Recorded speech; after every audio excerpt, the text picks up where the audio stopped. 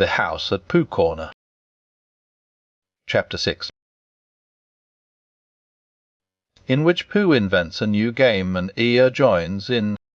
By the time it came to the edge of the forest, the stream had grown up, so that it was almost a river, and, being grown up, it did not run and jump and sparkle along as it used to do when it was younger, but moved more slowly.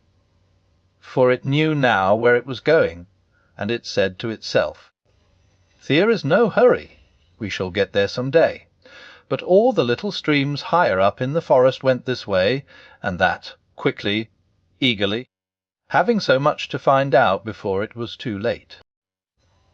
There was a broad track, almost as broad as a road, leading from the outland to the forest. But before it could come to the forest, it had to cross this river. So, where it crossed, there was a wooden bridge, almost as broad as a road, with wooden rails on each side of it. Christopher Robin could just get his chin to the top rail, if he wanted to, but it was more fun to stand on the bottom rail, so that he could lean right over, and watch the river slipping slowly away beneath him. Pooh could get his chin onto the bottom rail if he wanted to, but it was more fun to lie down and get his head under it, and watch the river slipping slowly away beneath him. And this was the only way in which Piglet and Roo could watch the river at all, because they were too small to reach the bottom rail. So they would lie down and watch it. And it slipped away very slowly, being in no hurry to get there. One day, when Pooh was walking towards this bridge, he was trying to make up a piece of poetry about fir cones, because there they were lying about on each side of him, and he felt singy. So he picked a fir cone up and looked at it, and said to himself, "This is a very good fir cone, and something ought to rhyme to it." But he couldn't think of anything. And then this came into his head suddenly. Here is a mistry about a little fir tree. Ole says it's HIS tree, and Kanga says it's ER tree. Which doesn't make sense, said Pooh, because Kanga doesn't live in a tree. He had just come to the bridge, and not looking where he was going, he tripped over something, and the fir cone jerked out of his paw into the river. "Bother," said Pooh, as it floated slowly under the bridge, and he went back to get another fir cone which had a rhyme to it. But then he thought that he would just look at the river instead, because it was a peaceful sort of day. So he lay down and looked at it, and it slipped slowly away beneath him, and suddenly there was his fir cone slipping away too. "That's funny," said Pooh. "I dropped it on the other side," said Pooh, "and it came out on this side. I wonder if it would do it again." And he went back for some more fir cones. It did. It kept on doing it. Then he dropped two in at once, and leaned over the bridge to see which of them would come out first. And one of them did. But as they were both the same size, he didn't know it was the one which he wanted to win, or the other one. So the next time he dropped one big one and one little one, and the big one came out first, which was what he had said it would do. And the little one came out last, which was what he had said it would do. So he had won twice. And when he went home for tea, he had won 36 and lost 28, which meant that he had. Well, you take 28 from 36, and TAKS what he was, instead of the other way round. And that was the beginning of the game called Pooh Sticks, which Pooh invented, and which he and his friends used to play on the edge of the forest. But they played with sticks instead of fir cones, because they were easier to mark. Now one day Pooh and Piglet and Rabbit and Roo were all playing Pooh Sticks together. They had dropped their sticks in when Rabbit said, "Go." And then they had hurried across to the other side of the bridge, and now they were all leaning over the edge, waiting to see whose stick would come out first. But it was a long time coming, because the river was very lazy that day, and hardly seemed to mind if it didn't ever get there at all. "I can see mine," cried Roo. "No, I can't. It's something else. Can you see yours, Piglet? I thought I could see mine, but I couldn't. There it is. No, it isn't. Can you see yours, Pooh?" said Pooh. "I expect my stick's stuck," said Roo. "Rabbit, my stick's stuck. Is your stick stuck, Piglet?" "Thee always take longer than you think," said Rabbit. "How long do you tie and cane they'll take?" asked Roo. "I can see yours, Piglet," said Pooh suddenly. Mine's a sort of greyish one," said Piglet, not daring to lean too far over in case he fell in. "Wes, that's what I can see. It's coming over onto my side." Rabbit leant over further than ever, looking for his, and Roo wriggled up and down, calling out, "Come on, stick! Stick! Stick! Stick!"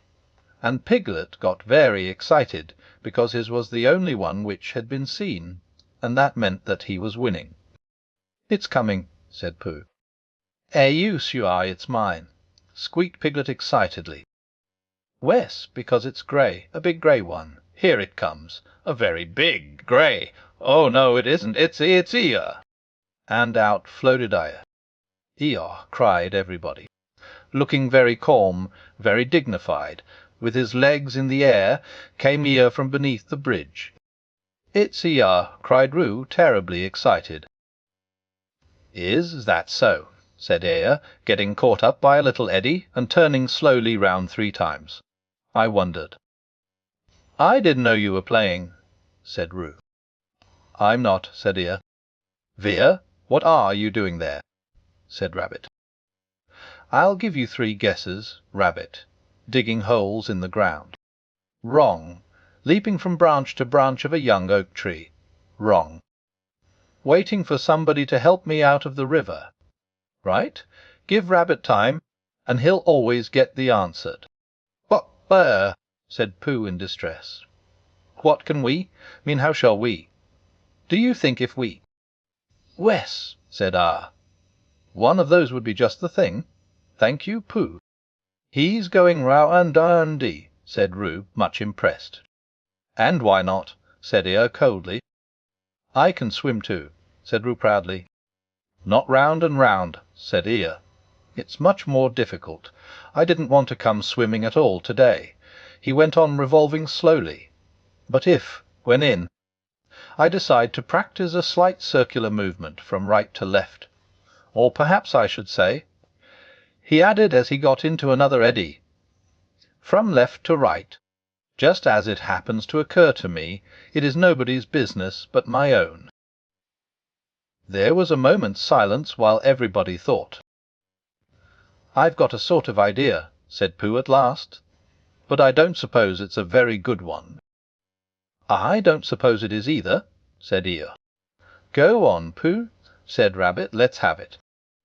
"Well, if we all threw stones and things into the river on O.N. side of Eeyore, the stones would make waves, and the waves would wash him to the other side."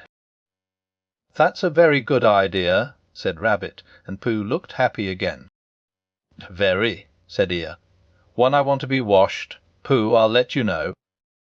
"Supposing we hit him by mistake," said Piglet anxiously. "Or supposing you missed him by mistake," said Eeyore. "Think of all the possibilities, Piglet, before you settle down to enjoy yourselves." But Pooh had got the biggest stone he could carry, and was leaning over the bridge holding it in his paws. "I'm not throwing it, I'm dropping it, Eeyore," he explained. "And then I can't miss. I mean I can't hit you. Coel, do you stop turning round for a moment, because it muddles me rather." "No," said Eeyore, "I like turning round." Rabbit began to feel that it was time he took command. "No, Pooh," he said. "When I say now, you can drop it. Eeyore, when I say now, Pooh will drop his stone." "Thank you very much, Rabbit, but I expect I shall know. Are you ready, Pooh? Piglet, give Pooh little more room. Get back a bit there, Roo. Are you ready?" "No," said Eeyore. "No," said Rabbit. Pooh dropped his stone.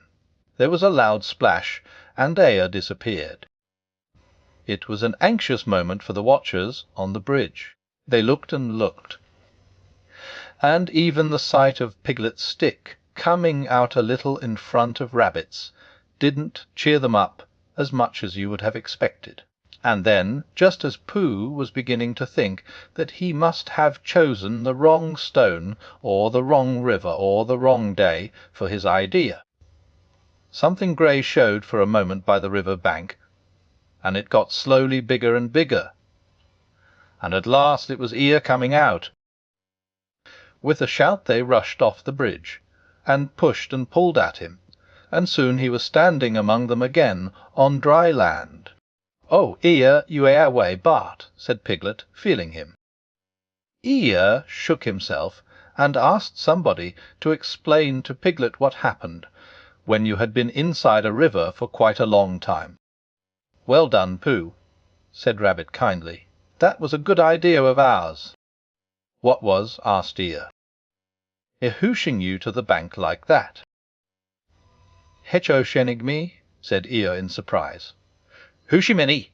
You didn't think I was Heotes, did you? I dived. Pooh dropped a large stone on me, and so, as not to be struck heavily on the chest, I dived and swam to the bank." "You didn't really," whispered Piglet to Pooh, so as to comfort him. "I didn't techank I did," said Pooh anxiously. "It's just Eeyore," said Piglet. "I thought your idea was a very good idea."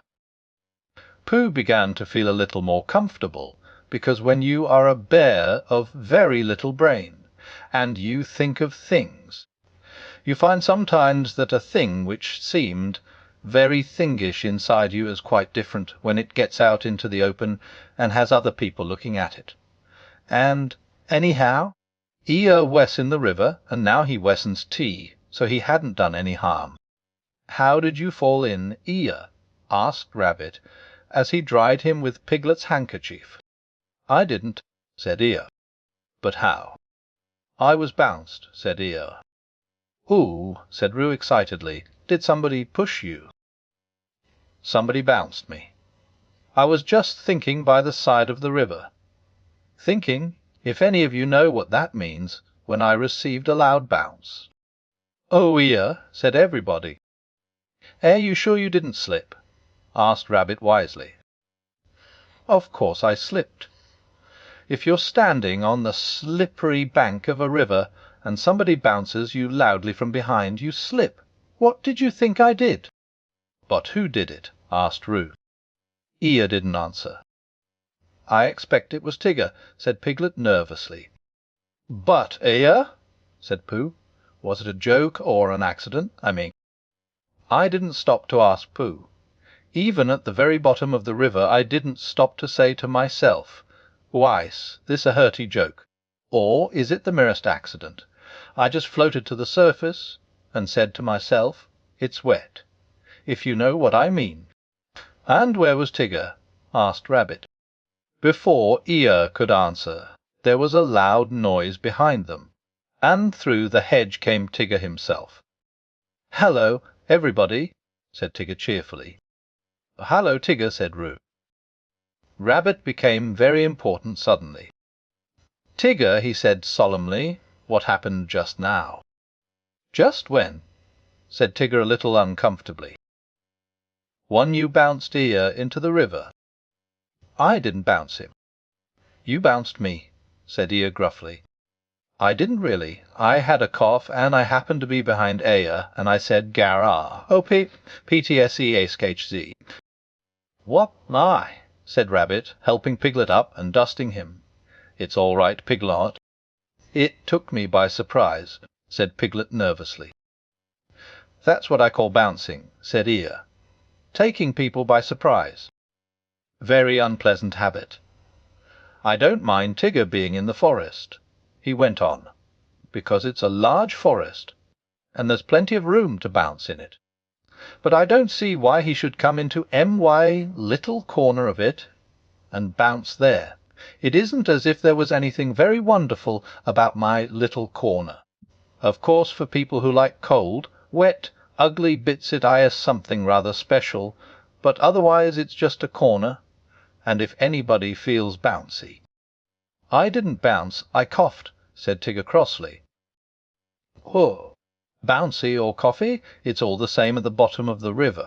"Well," said Rabbit, "all I can say is, well, here's Christopher Robin, so H can say it." Christopher Robin came down from the forest to the bridge, feeling all sunny and careless, and just as if twice 19 didn't matter a bit, as it didn't on such a happy afternoon, and he thought that if he stood on the bottom rail of the bridge and leant over and watched the river slipping slowly away beneath him, then he would suddenly know everything that there was to be known, and he would be able to tell Pooh, who wasn't quite sure about some of it. But when he got to the bridge and saw all the animals there, then he knew that it wasn't that kind of afternoon, but the other kind, when you wanted to do something. "It's like this, Christopher Robin," began Rabbit. "Tigger—" "No, I didn't," said Tigger. "Well, anyhow, there I was," said Eeyore. "But I don't think he meant to," said Pooh. "He just eyes bouncy," said Piglet, "and he can't help it." "Try bouncing Emmy Tigger," said Roo eagerly. "Eeyore, Tigger's going to try Emmy Piglet. Do you think?" "Wes." "Yes," said Rabbit. "We don't all want to speak at once. The point is, what does Christopher Robin think about it?" "All I did was I cuffed," said Tigger. "He bounced," said Eeyore. "Well, I sort of boffed," said Tigger. "Hush!" said Rabbit, holding up his paw. "What does Christopher Robin think about it all? That's the point." "Well," said Christopher Robin, not quite sure what it was all about, "I think—" "Wes," said everybody. "I think we all ought to play Pooh Sticks." So they did, and Eeyore, who had never played it before, won more times than anybody else, and Roo fell in twice. The first time by accident, and the second time on purpose, because he suddenly saw Kanga coming from the forest, and he knew he'd have to go to bed anyhow. So then Rabbit said he'd go with them, and Tigger and Eeyore went off together, because Eeyore wanted to tell Tigger how to win at Pooh Sticks, which you do by letting your stick drop in a twitchy sort of way, if you understand what I mean. Tigger and Christopher Robin and Pooh and Piglet were left on the bridge by themselves. For a long time they looked at the river beneath them, saying nothing, and the river said nothing too, for it felt very quiet and peaceful on this summer afternoon. "Tigger is all right, Ry-L-L," said Piglet lazily. "Of course he is," said Christopher Robin. "Everybody is R-E-A-L-Y," said Pooh. "That's what I think," said Pooh. "But I don't suppose I'm right," he said. "Of course you are," said Christopher Robin.